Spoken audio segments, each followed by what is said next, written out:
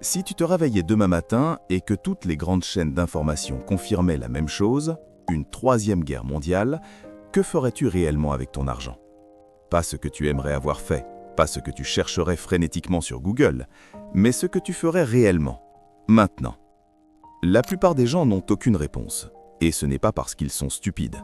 C'est simplement parce que personne ne leur a jamais appris à réfléchir à l'argent de cette manière, de façon stratégique, calme et par ordre de priorité. Parce que voici la vérité. L'ordre dans lequel tu dois investir ton argent ne change pas tant que ça, que tout soit stable pour que le monde soit en feu. Les principes restent les mêmes. Mais en période de crise, cet ordre devient absolument crucial. Alors aujourd'hui, on va passer en revue la séquence la plus intelligente et la plus logique pour protéger et faire grandir ton argent, crise ou pas. Étape par étape, sans blabla, sans alarmisme, juste de la clarté. Reste avec moi, cette vidéo va vraiment valoir ton temps. Commençons par parler de l'éléphant dans la pièce. Parler de Troisième Guerre mondiale et d'investissement dans la même phrase peut sembler dramatique, peut-être même irresponsable. Mais voilà pourquoi on a cette conversation.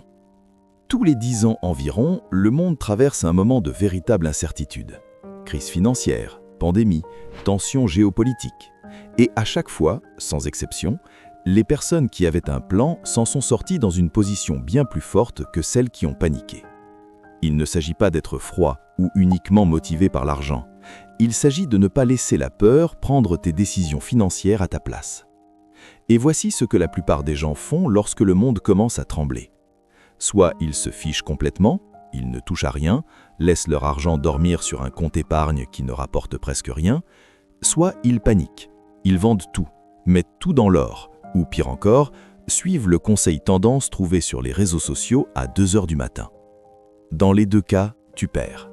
Ce qui fonctionne réellement, c'est d'avoir un cadre clair et structuré, un ordre d'opération financière que tu suis délibérément, pas émotionnellement. Et ce cadre, il fonctionne aussi dans les bons moments. C'est justement ce qui le rend puissant. Alors, décomposons-le. 7 étapes, dans le bon ordre. Allons-y. Avant toute chose, avant les actions, avant l'or, avant la crypto, avant tout ça, tu as besoin de liquidité. Entre 3 et 6 mois de dépenses. Sur un compte épargne à rendement élevé. Accessible en 24 à 48 heures. Dans une situation normale, c'est simplement intelligent. En période de crise, disruption de chaînes d'approvisionnement, blocage bancaire, instabilité professionnelle, c'est ta couche de survie. C'est la différence entre prendre des décisions calmes et prendre des décisions désespérées. Parce que voilà ce qui se passe quand les gens sautent cette étape. Le marché baisse, leur portefeuille est en chute de 20%, ils ont aussi une réparation de voiture imprévue. Et soudain, ils sont obligés de vendre leurs actifs au pire moment juste pour payer leurs dépenses. Ils cristallisent leurs pertes et ratent la reprise. Ne sois pas cette personne. Le coussin de liquidité vient en premier, toujours, sans exception. Si tu ne l'as pas encore, c'est ici que tu dois commencer, avant d'investir un seul euro ailleurs. Voici une des choses les plus contre-intuitives en finance personnelle, et j'ai vraiment besoin que tu comprennes ça. Si tu as une dette de carte de crédit à 20% d'intérêt, et c'est environ la moyenne d'aujourd'hui, alors la rembourser équivaut à obtenir un rendement garanti de 20% sur ton argent. Aucun investissement au monde ne te donne ça de manière constante sans risques importants. Et pourtant, des gens ignorent 8 000 € de dette de carte de crédit et demandent quelles actions acheter. C'est comme essayer de remplir une baignoire avec le bouchon grand ouvert. Dans une crise géopolitique, les taux d'intérêt peuvent grimper. La dette devient plus chère. L'accès au crédit peut se resserrer. La dernière chose dont tu as besoin lorsque le monde devient instable, c'est une encre de dette qui te tire vers le fond. Donc, rembourse agressivement les dettes à taux élevés.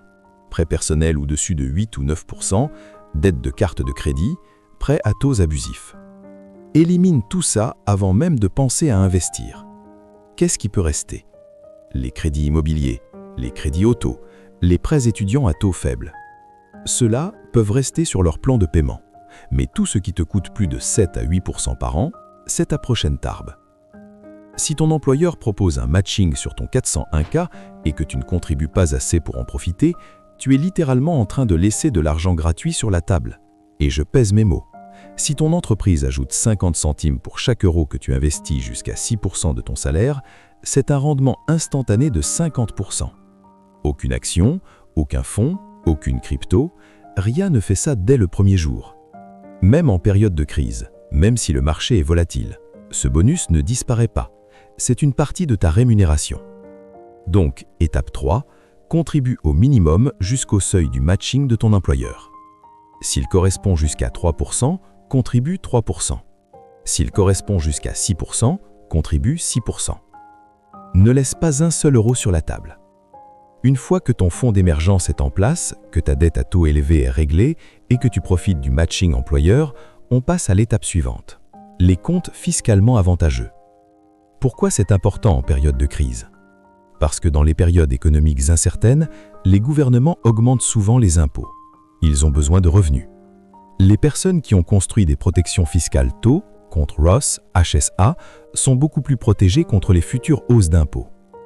L'ordre serait « maximise ton Roth IRA si tu es éligible », puis ton HSA si tu en as un, puis maximise ton 401K. Les gens qui utilisent vraiment ces comptes et qui les remplissent au maximum bâtissent leur richesse à un rythme totalement différent. Maintenant, on arrive à la partie investissement spécifique aux crises. Dans les périodes de véritable instabilité géopolitique, certaines classes d'actifs ont historiquement bien performé. Pas parce que quelqu'un souhaite la guerre, mais parce qu'elles représentent de la valeur tangible ou deviennent stratégiquement importantes. Par exemple, les matières premières, comme l'or et l'argent, l'énergie, le secteur de la défense, les entreprises de produits essentiels, les bons protégés contre l'inflation. Le point clé, diversifier. Ne mets pas tout dans l'or, ne mets pas tout dans la défense. Bâtis une couche équilibrée de stabilité. Voici ce qui sépare les investisseurs disciplinés des autres. Même si tu penses que le monde devient chaotique, les données historiques sur les fonds indiciels sont incroyablement constantes.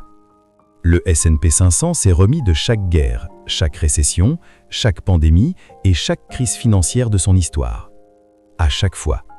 Les gens qui sont restés investis ont battu ceux qui ont paniqué et retiré leur argent. La tendance à long terme reste à la hausse. Étape 7, celle dont presque personne ne parle. Les actifs réels.